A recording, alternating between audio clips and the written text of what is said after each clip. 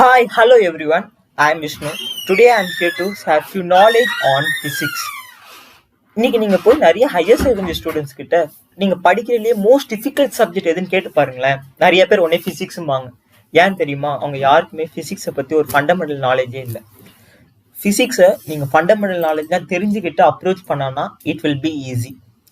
அப்போ நம்ம பிசிக்ஸை பத்தி கொஞ்சம் ஃபண்டமெண்டல் நாலேஜ் தெரிஞ்சுப்போம்.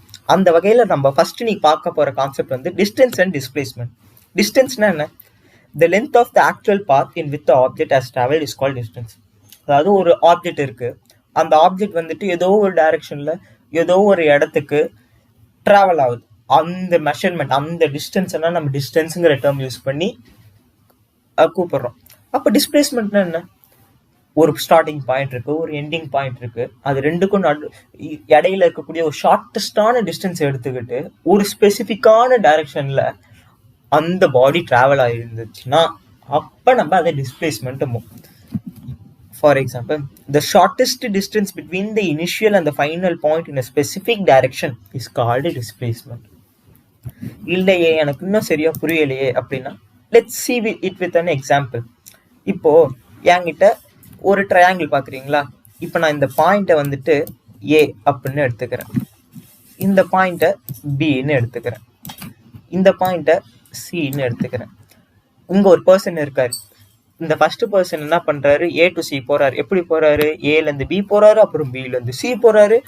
அப்போ A to B x distance, B to C y distance, மொத்தமாக ஒரு எக்ஸ் பிளஸ் ஒய் யூனிட்ஸ் டிஸ்டன்ஸை ட்ராவல் பண்ணியிருக்காரு. அதே இடத்துல இன்னொரு பர்சன் இருக்காரு, அவரும் சீங்கிற இடத்துக்கு தான் போகணும். அவர் என்ன பண்றாரு? நான் ஏன் சுத்திட்டு போறேன், இங்கேயே ஒரு ஷார்ட் கட் இருக்கே அப்படின்னு சொல்லிட்டு ஏ டு சி டைரக்டா பி வழியா போகாம டைரக்டா போயிடுறாரு. அப்ப அவரு இசட் அப்படிங்கிற யூனிட் டிஸ்டன்ஸ் எல்லாம் கவர் பண்றாரு. So second person is slightly intelligent. அவரு பண்ணதுனால டிஸ்பிளேஸ்மெண்ட். இங்க displacement is equal to Z units, distance is equal to x plus y units. அவ்வளவுதான். இதுதான் டிஸ்டன்ஸும் டிஸ்பிளேஸ்மெண்ட்டும். இப்போ இதை நம்ம இன்னும் கொஞ்சம் டீப்பாக பார்க்கலாமே. நான் ஆல்ரெடி உங்களுக்கு டெஃபினிஷனாக கொடுத்துட்டேன். அப்புறம் distance is scalar quantity, displacement is vector குவான்டிட்டின்ட்டாங்க. அது என்னப்பா ஸ்கேலார் குவான்டிட்டி, இது என்னப்பா வெக்டார் குவான்டிட்டி அப்படின்னா, ஏதாவது ஒரு ஃபிசிக்கல் குவான்டிட்டிக்கு மேக்னிடியூட் மட்டும் இருந்துச்சு, அதுக்கு டைரக்ஷன்லாம் இல்லை, மற்ற எதுவுமே இல்லை, மேக்னிடியூட் மட்டும் இருக்குப்பா அப்படின்னா ஸ்கேலார். இந்த மேக்னிடியூட்னா என்ன? நீங்கள் மெஷர் பண்ணுற அந்த மெஷர்மெண்ட், அந்த யூனிட், அதுதான் மேக்னிடியூட். அப்படி மட்டும் இருந்துச்சுன்னா அது ஸ்கேலார் குவான்டிட்டி. இல்ல அந்த மேக்னிடியூடு கூட சேர்ந்து எனக்கு டைரக்ஷனும் இருக்கு அப்படின்னா அது vector quantity. Any physical quantity which has both magnitude as well as direction, then such quantities are called vector quantities. Distance வந்துட்டு இந்த டைரக்ஷன்லனா போகணும் அப்படின்னு எந்த ஒரு நெசசரியும் இல்லை. So distance comes under scalar quantity which has only magnitude. But displacement அப்படி இல்லை, நான் ஆல்ரெடி சொல்லிட்டேன், ஒரு ஸ்பெசிஃபிக் டைரக்ஷன்ல மட்டும் டிராவல் ஆகும் அந்த பாடி. ஸோ அந்த மேக்னிடியூடும் இருக்கு, டைரக்ஷனும் இருக்கு. So it is a vector quantity. Distance covert can never be negative. It is always positive or zero. Displacement may be positive, negative or zero. இது என்னப்பா புதுசா இருக்கு? இது நம்ம ஒரு எக்ஸாம்பிளோட பார்க்கலாமே. இப்போ இதே எக்ஸாம்பிளே எடுத்துக்கலாம்.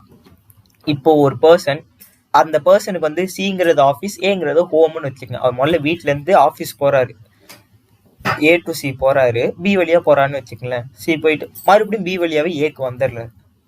இப்போ அவர் டிராவல் பண்ண டிஸ்டன்ஸ் என்ன? டிஸ்டன்ஸ் என்னன்னு கேட்குறேன். ஸோ ஒரு எக்ஸ் பிளஸ் ஒய், மறுபடியும் வீட்டுக்கு வந்திருக்காரு, மறுபடியும் x plus y. So 2x + 2y units distance travel பண்ணியிருக்காரு. இப்போ அந்த செகண்ட் பர்சன் என்ன பண்றாரு? இந்த வழியா Z யூனிட்ஸ் வழியா டைரக்டா போயிட்டு மறுபடியும் டைரக்டா வீட்டுக்கு வந்துட்டார். அப்போ அவரோட டிஸ்பிளேஸ்மெண்ட் என்னப்பான்னு ஒன்று Z + Z யூனிட்ஸ் அப்படின்னு சொல்லாதீங்க, அது தப்பு. ஏன்னா இங்க ஸ்டார்டிங் பாயிண்ட் ஏ. நான் அப்பயே சொல்லிட்டேன் டெஃபினிஷன்லயே, டிஸ்பிளேஸ்மெண்ட்னா ஸ்டார்டிங் பாயிண்ட்டுக்கும் எண்டிங் பாயிண்ட்டுக்கும் நீங்க கனெக்ட் பண்ணக்கூடிய ஒரு ஷார்டஸ்ட் பாத்துனா இங்க ஸ்டார்டிங் பாயிண்ட்டும் ஏ, எண்டிங் பாயிண்ட்டும் ஏ. ஸோ ஒரே பாயிண்ட்ல இருக்கனால அங்க டிஸ்பிளேஸ்மெண்ட் வந்துட்டு 0. இப்போ உங்களுக்கு இன்னும் கொஞ்சம் நல்லா தெரிஞ்சிருச்சா எது டிஸ்பிளேஸ்மெண்ட், எது டிஸ்டன்ஸ்னு?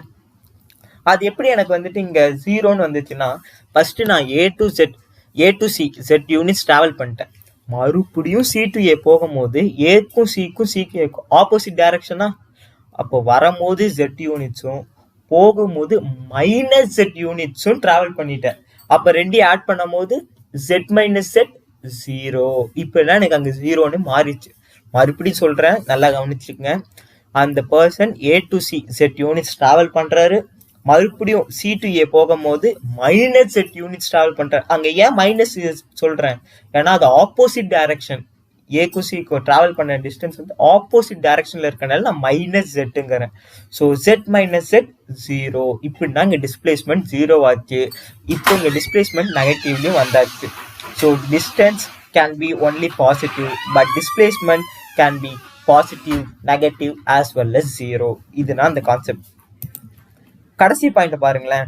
Distance between 2 points may be same or different or different path that they choose, and displacement between 2 points is always the same.